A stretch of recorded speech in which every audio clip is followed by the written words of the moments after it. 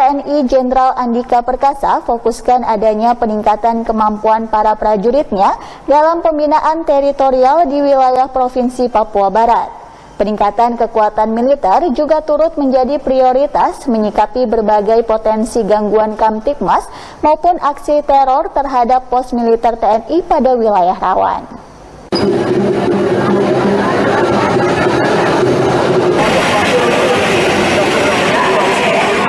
Dengan menumpangi Indonesian Air Force A7307 milik TNI Angkatan Udara, Panglima TNI Jenderal Andika Perkasa didampingi istri serta sejumlah petinggi TNI tiba di Bandara Domine Edward Osok Sorong. Kedatangan Panglima TNI disambut jajaran Forkopimda dan dilanjutkan dengan pengalungan mahkota khas suku Moy diselingi tarian adat.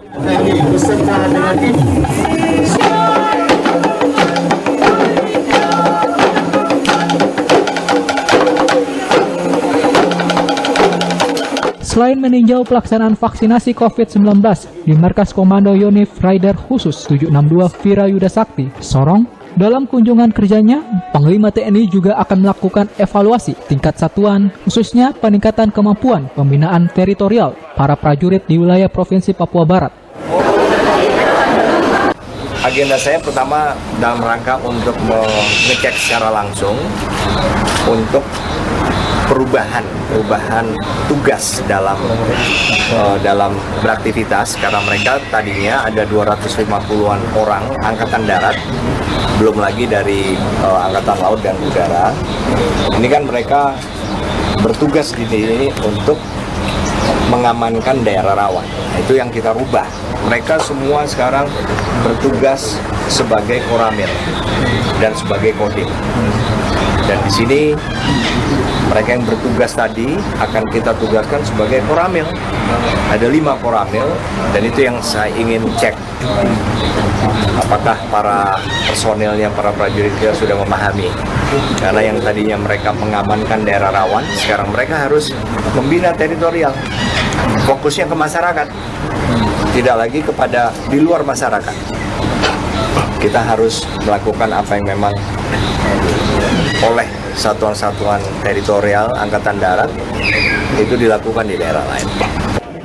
Selain itu, peningkatan kekuatan militer juga turut menjadi prioritas pembenahan yang kini telah direalisasikan, menyikapi berbagai potensi gangguan keamanan wilayah rawan semisal insiden penyerangan Pos Ramil Kisor, Distrik Aifat Selatan, Kabupaten Maibrat, yang menewaskan 4 orang anggota TNI September 2021 lalu.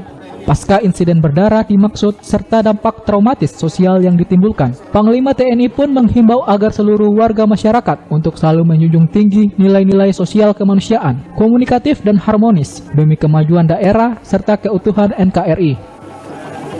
Ini adalah masalah-masalah kemanusiaan. Yang jelas kami dari sisi kami ya, kami kan ingin melakukan aktivitas normal saja seperti halnya di provinsi lain di luar Papua dan Papua Barat. Tapi di sisi lain juga kami menghimbau bahwa semua warga negara Indonesia kita harus memegang peraturan perundangan dan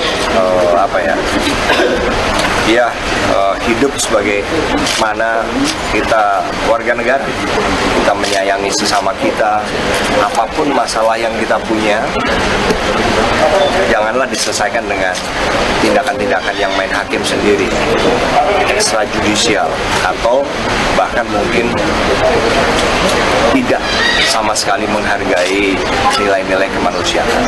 Itulah himbauan kita. Tapi kita akan terus berusaha untuk melakukan tugas, membina teritorial, melakukan komunikasi sosial dengan semuanya, agar secara perlahan mereka semua bisa bertindak, berpikir seperti halnya semua masyarakat Indonesia.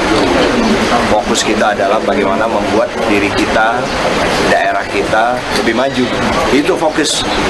Sehingga makin banyak orang yang bekerja, semakin banyak kesempatan untuk bekerja. Anggraini Sumbung, CWM Channel. Selain itu pidananya membawa senjata.